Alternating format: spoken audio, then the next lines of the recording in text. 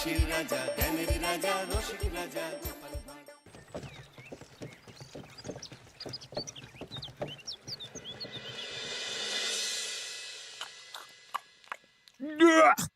আরে বাবা, কি বিশ্রী রান্না হয়েছে! তরকারিতে কি কোনো জিরে বাটা, আদা বাটা কিছুই দেয়নি নাকি? কই গো রাধুনী ঠাকুর, কোথায় গেলে? এদিকে এসো। বলুন রানীমা। বলছি, তুমি তো রাজবাড়িতে দীর্ঘদিন ধরেই রান্না করছো, কিন্তু ইদানিং তোমার রান্না এত বেস্বাদ লাগছে কেন? সে তো আমি বলতে পারবো না, আমি তো আগের মতনই রান্না করি।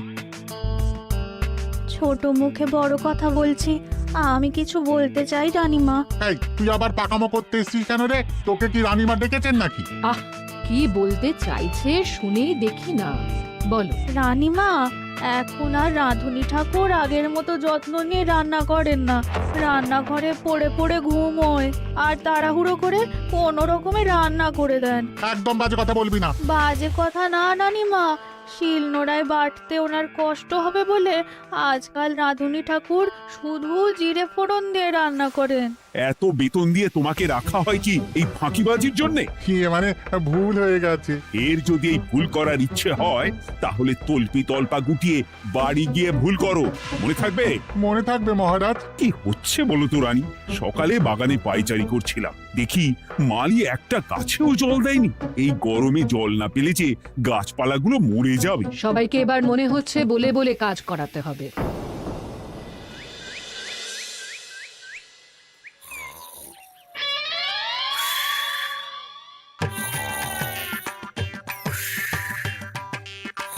কি গো, কদিন ধরে তো তুমি শুধু খাচ্ছ আর ঘুমোচ্ছ।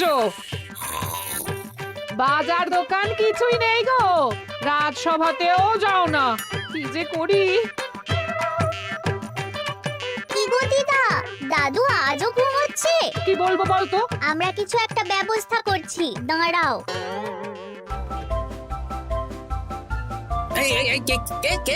ওঠো দাদু, আর কত ঘুমে? উড়েমির একটা সীমা থাকে। ওঠো বলছি, ওঠো, ওঠো না।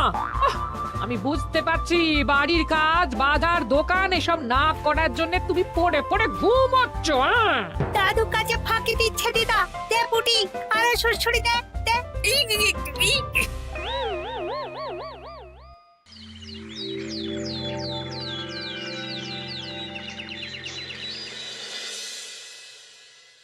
মহারাজের শরীর খারাপ না মন খারাপ?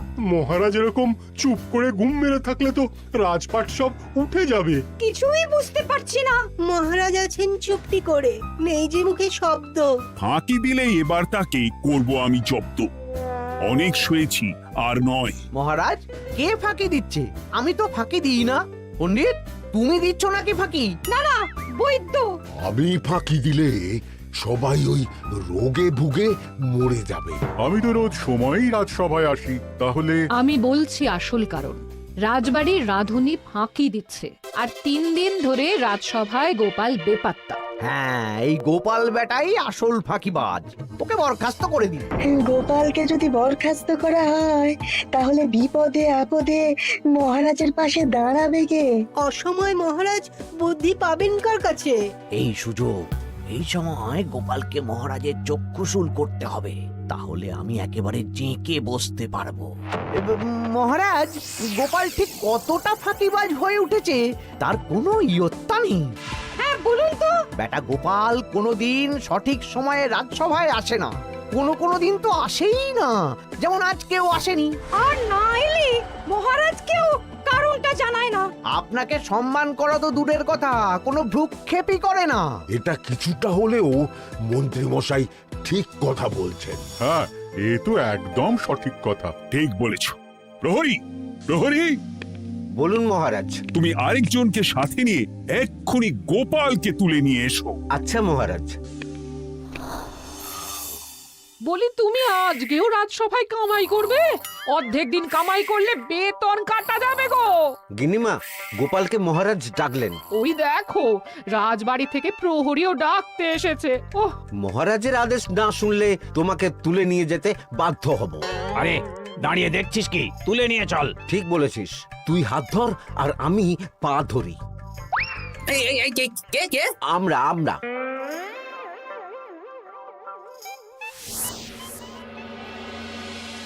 এসব কি গোপাল? তুমি বাড়িতে আছো, ঘুমোচ্ছ, অথচ রাজসভায় আসছো না, কি ব্যাপার? আগে মহারাজ, মস্তিষ্ককে বিশ্রাম দিয়ে বুদ্ধি বাড়াচ্ছিলাম। অনেক ব্যবহার হয়েছে তো, তাই একটু বিশ্রাম দরকার আর কি। আমার পুরো রাজসভাটাই ফাঁকিবাজ। আমি সবাইকেই বিদায় করব, আর গোপালকেও। এই সেরেছে, আমি ফাঁকিবাজ নই মহারাজ। আমি খোঁজ নিয়ে দেখেছি, সবাই কম বেশি গায়ে হাওয়া লাগিয়ে ঘুরছে। মহারাজ, আমি তো নদীর পাড়ে বসে শীতল হাওয়া গায়ে লাগাই, তবেই তো ঢেউয়ের মতো আমার ছন্দ আসে। কেউ ফাঁকিবাজ না মহারাজ, আসল ফাঁকিবাজ গোপাল। মহারাজ, আমি যদি দরকারে আপনাকে বুদ্ধি দিয়ে, ফাঁকা সময়ে বিশ্রাম দিয়ে ফাঁকিবাজ হই, তাহলে মন্ত্রী মহা ফাঁকিবাজ। কারণ মন্ত্রীর কাজ রাজাকে বুদ্ধি দেওয়া, তা তিনি করেন না বলেই আমাকে দরকার পড়ে। আমি তো ভাঁড়, আমি শুধু হাসাবো, এটাই আমার কাজ। তাতে কি, সেনাপতিও তো সেনাপ্রধান, ও কি যুদ্ধ করে? রাজ্যে শান্তি শৃঙ্খলা বজায় আছে, তাহলে যুদ্ধ করে হবেটা কি? হ্যাঁ, অকারণে পায়ে পা দিয়ে যুদ্ধ বাঁধাবো নাকি? হ্যাঁ, যত সব।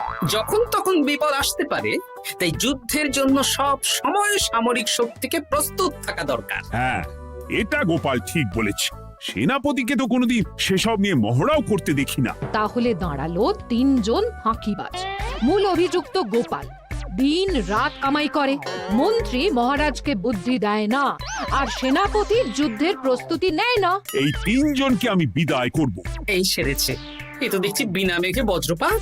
না, তবে তোমরা যে ফাঁকিবাজ নও সেটা প্রমাণ করার জন্য 12 ঘন্টা সময় দেব। আমাদের কি করতে হবে? তোমাদের 3 জনকে 3টে খালি বস্তা দেব। প্রত্যেকে ওই খালি বস্তা নিয়ে জঙ্গলে যাবে, আর এই 12 ঘন্টার মধ্যে জঙ্গল থেকে বস্তা ভরে আনবে।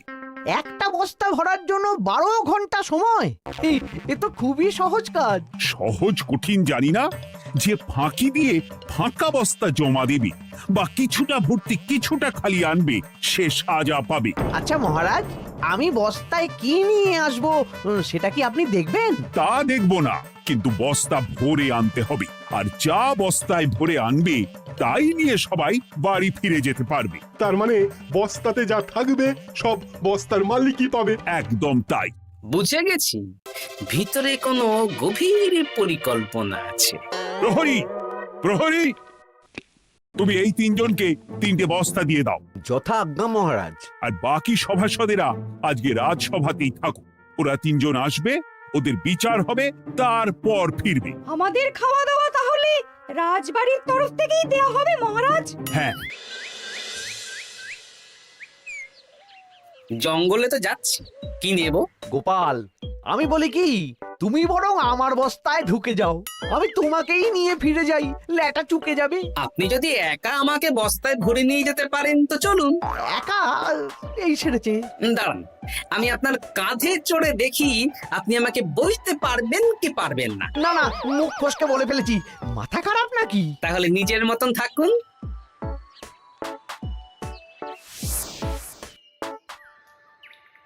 এমন কি বা আছে এই জঙ্গলে? আমার কাজে লাগার মতন তো কিছুই দেখতে পাচ্ছি না। ওই তো ওই দিকটা একটু ছায়া আছে বেশ, ওই গাছের নিচে গিয়ে বিশ্রাম নি। সেনাপতি, অত চিন্তা ভাবনা করার কিছুই নেই। মহারাজ তো আর দেখবেন না আমরা বস্তায় কি ভরে নিয়ে যাব। 12 ঘন্টা অনেক সময়। এখন বিশ্রাম নাও। আপনার ইঁদুরের পেট, আপনি বিশ্রাম নিন।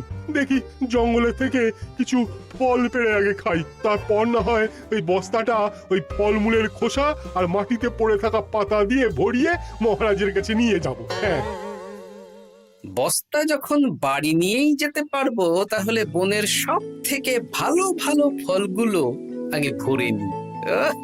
গিন্নিকে এবার বলবো, বাজার আনি না তো কি হয়েছে, দেখো কত ফল এনেছি। যাই, এর থেকে কিছু মহারাজকে ভেট দেব, মহারাজ বেশ খুশি হবেন।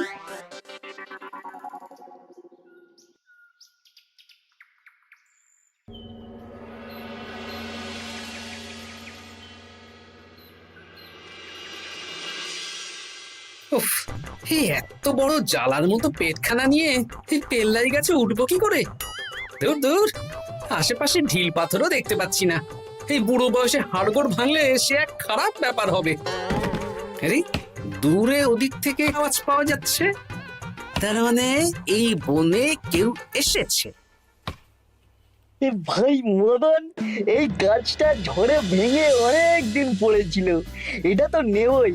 তুই ওদিকে দেখ, কত মোটা একটা সেগুন গাছ রে। ওই গাছটা নিয়ে গেলে আমরা 1 বছর বসে খেতে পারবো।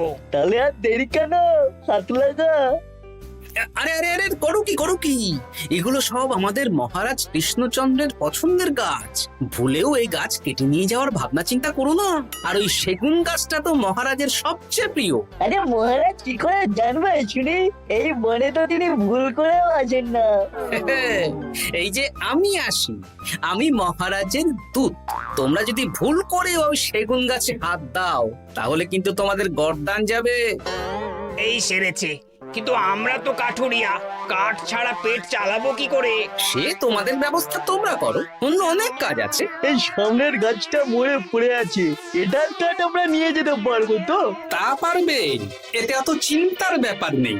গোপাল আছে যখন, তখন এই রাজ্যের কেউ মুশকিলে থাকবেই না। শুধু তোমাদের একটা কাজ করতে হবে। কি কাজ? এই নাও বস্তা।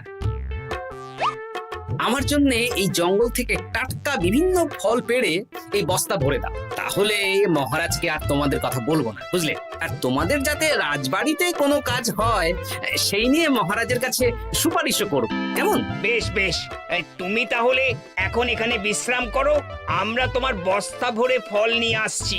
ঠিক আছে, আমি তোমাদের কুঠার পাহারা দিচ্ছি, তোমরা ভালো তরতাজা ফল বস্তায় ভরে নিয়ে এসো।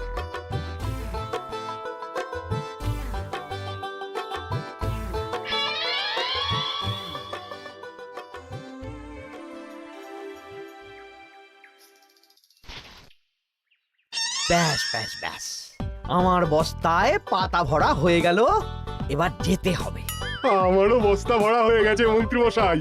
হ্যাঁ, কটা ফল খেলাম আর কটা ভরে নিলাম, আর বাকি জঙ্গলের পাতা ভরে ফেলেছি। হ্যাঁ, আবার কি কি ভরেছি আর কি ভরিনি সেসব তো মহারাজ আর দেখতে যাবেন না। তাহলে আর দেরি কেন, চলুন হাঁটি হাঁটি পা পা করে এগিয়ে যাই। গোপালকে তো দেখতে পাচ্ছি না। ও বেটা যা কুঁড়ে, হয়তো এখানে এসেও ঘুমিয়ে পড়েছে। আবার কালকে সকালবেলা উঠবে।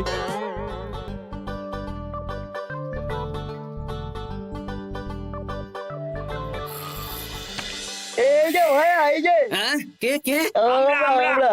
ও বলো, বস্তা ভরে এনেছো? হ্যাঁ, ভরে এনেছি। তাহলে চলো রাজসভায় যাই, তোমাদের একেবারে মহারাজের সাথে পরিচয়ও করিয়ে দেবো, আর কাজের ব্যাপারেও বলবো। চলুন, চলো চলো চলো।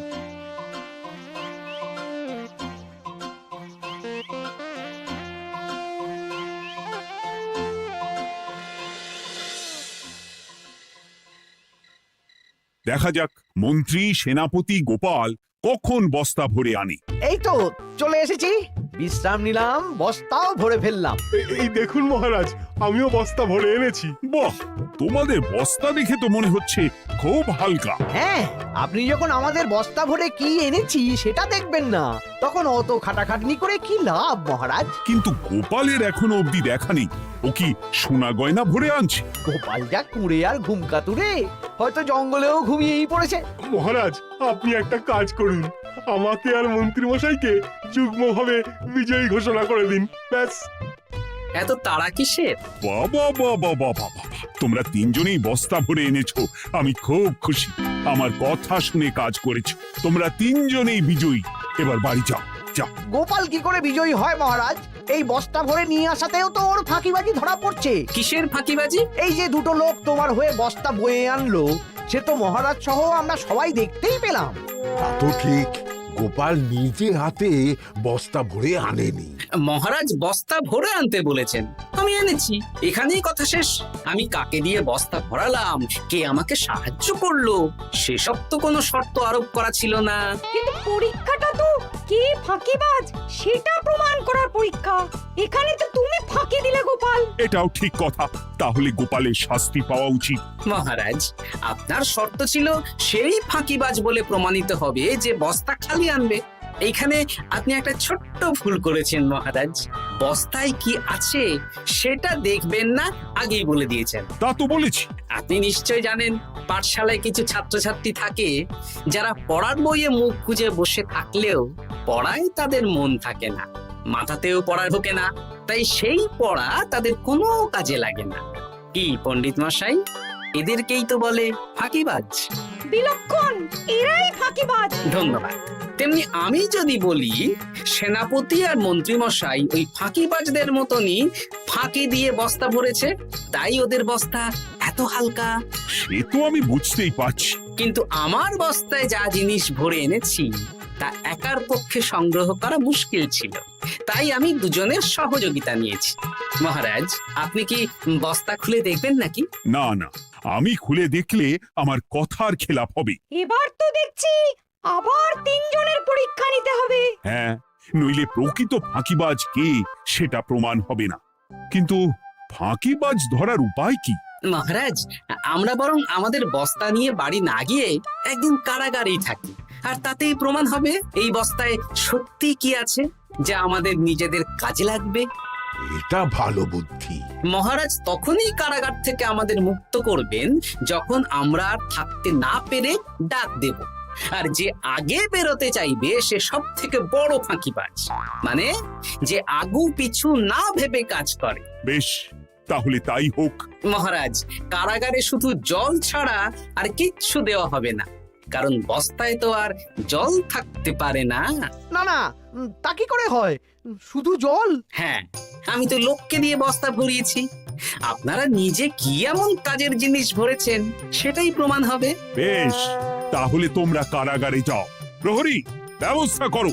আর এই দুজন কাঠুরিয়া বেশ কর্মঠ মহারাজ, যদি কোনো রাজবাড়ির কাজ থাকে এদের দিয়ে করাতে পারেন। আমার বাগানের মালিটা খুব ফাঁকি দিচ্ছে, তাহলে ওদের সাথে কথা বলে নিচ্ছি। যাও যাও, তোমরা কারাগারে যাও।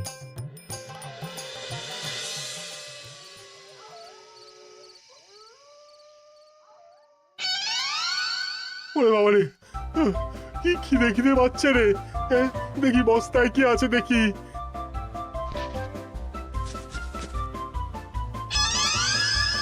দু একটা পচা ফল, দেখি দেখি একটু ভালো আছে। এটা একটু ভালো আছে, হ্যাঁ এটাই খাই, হ্যাঁ এটাই খাই।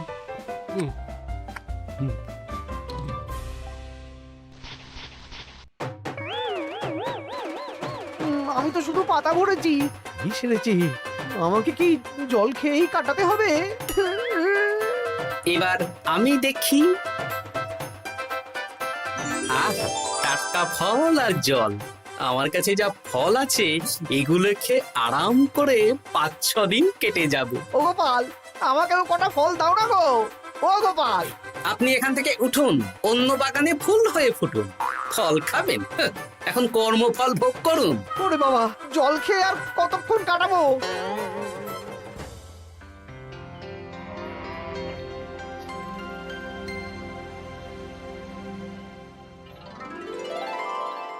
উফ, পেটটা চুই চুই করছে, কি খিদে পেয়েছে না। আমি বাড়ি যাব।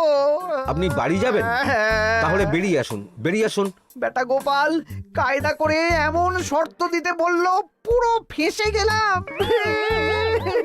আমারও তো খাওয়ার মতন তেমন কিছু নেই, আমিও এখানে থাকবো না। আমি এখানেই আছি, ফল খাবো, জল খাবো, আর প্রকৃতির ডাক এলে একটু বাইরে যাব।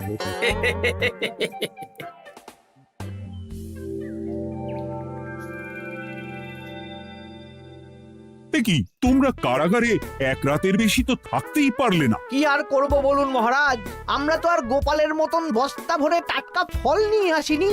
বেটা গোপাল আমাদের দেখিয়ে দেখিয়ে ফল খাচ্ছিল, ওতে আমাদের খিদে আরো বেড়ে যাচ্ছিল। তাহলে এরা দুজনে তো হার মেনে নিল। গোপাল কি করছে? গোপাল খাচ্ছে আর ঘুমোচ্ছে। ওকেও নিয়ে এসো। আচ্ছা মহারাজ। একই মহারাজ, আমার তো এখনো বাইরে আসার ইচ্ছে হয়নি। কি আর করা যাবে, ওরা হার মেনে নিয়েছে, তার মানে তুমি জয়ী হয়ে গেলে গোপাল। আমার বস্তায় ভরে অনেক ফল এনেছিলাম, এখনো অনেক আছে। আপনি তাহলে বাকি ফলগুলো নিয়ে নিন। তাহলে তো এটাই প্রমাণ হলো গোপাল কাজের সময় ফাঁকিবাজি দেয় না, শুধু বুদ্ধি বাড়ানোর জন্য একটু বেশি ঘুমোয়। এই নাও গোপাল, তোমার উপহার। মহারাজ, আমি সময়ের কাজ সময়ে করি আর বাকি সময় একটু ঘুমাই। আমার এখন ঘুম দরকার মহারাজ, কাল থেকে অনেক ধকল গেল যে। বেশ, তোমাকে ঘুমানোর জন্য 1 সপ্তাহ ছুটি দেওয়া হলো। ধন্যবাদ মহারাজ। কি সেনাপতি আর মন্ত্রীমশাই, এবার বুঝলেন তো ফাঁকি দিলেই ফাঁকে পড়তে হয়, তাই কাজ করলে ভেবে চিন্তে করুন। চলি, খুব ঘুম পাচ্ছে।